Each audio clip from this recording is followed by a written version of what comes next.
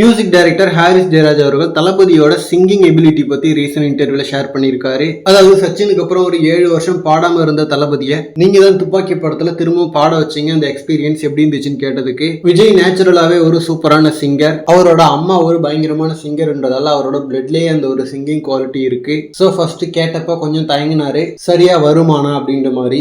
தென் அதுக்கப்புறம் கிறிஷ் சிங்கரை வச்சு கூகுள் பாடல பாடி அவருக்கு அனுப்பி, அதுக்கப்புறம் அவரு ஹோம்ஒர்க் பண்ணிட்டு வந்து செமையா பாடினாரு.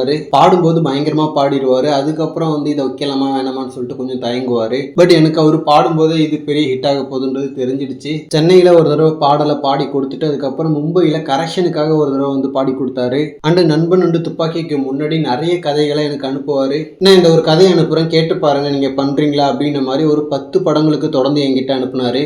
யூத்ல ஆரம்பிச்சு காவலன், வேலாயுதம், சச்சின், இந்த மாதிரி தொடர்ந்து அந்த டைம்ல ஒரு 10 படங்கள் நான் பண்ண வேண்டியதுதான். பட் அந்த டைம்ல மற்ற கமிட்மெண்ட் இருந்ததால என்னால பண்ண முடியல. ஏன்னா ஒரு ஆல்பம்க்கு நான் ரொம்ப டைம் எடுத்து பண்ணுவேன். ஸோ அதனால ஒரே டைம்ல என்னால நிறைய படங்கள்ல ப்ரெஷரோட ஒர்க் பண்ண முடியாது அப்படின்ற மாதிரி தளபதியோட மிஸ் பண்ண படங்கள் பத்தி பேசியிருக்காரு.